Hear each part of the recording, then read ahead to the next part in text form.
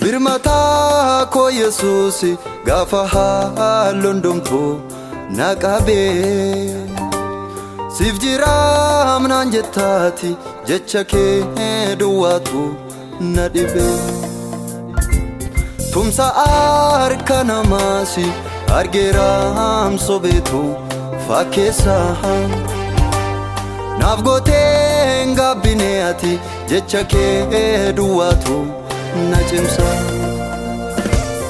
Mufakoti Jesus Gafa hire anko Nagate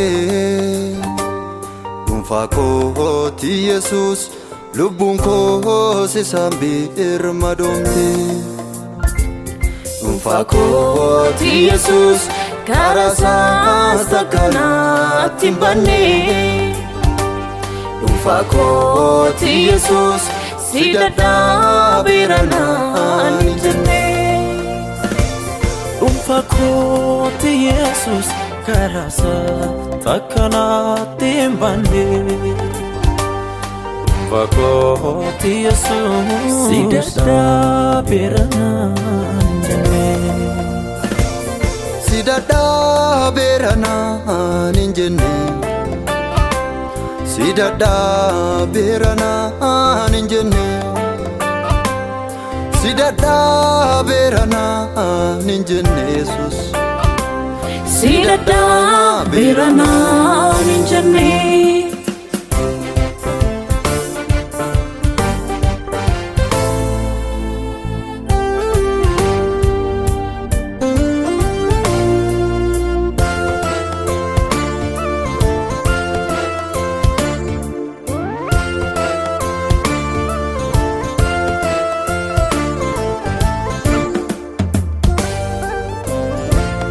Enyuna nabdada ani abbako siika firriko Sinala sinkabu Jesus ittiga fatama lubuko Sagoko ballisi ati afanke etani dubbada Jechi darbatamusi humna yaana kenan jabada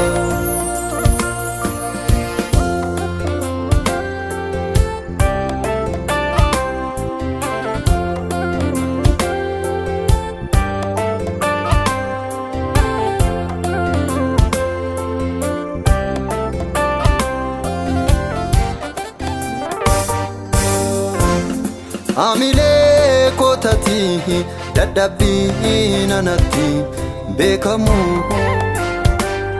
Ansidu wankaba Jesus sagale mararten kannawamu Kayoko lafesu dafi bayebi tamirgani gunguma Ansinani wamame gofta dubatti indebi'u gonkuma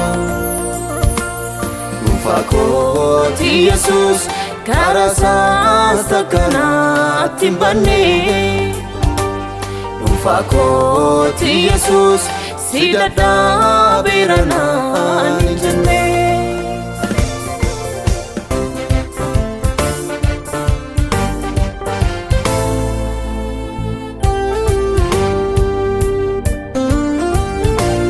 Gafa dubbatu afansa arranadi Kandama Kesambola kota namni yomuma amanama Sinjala dajeda jalala bobansa albebatu Borodan debi'e biqiltu mormashe kam kukkutu Anu sittan dhiiseka miidhamaa garaa koo naaf hirmaatte.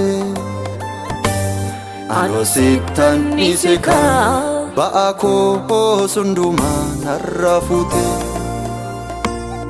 Anu sittan dhiiseka jechoota amilee koo gaccabse.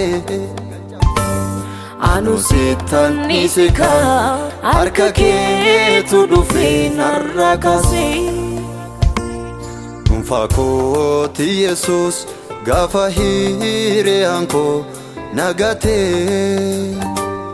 Dhuunfaa kooti Yesuus lubbuun koo sisaan birmadoomte. Dhuunfaa kooti Yesuus karaa isaas takka naatti hin banne. Dhuunfaa kooti Yesuus si dadhabeera naan hin jenne. Dhuunfaa kooti Yesuus karaa isaas takka naatti hin banne. Dhuunfaa kooti Yesuus si dadhabeera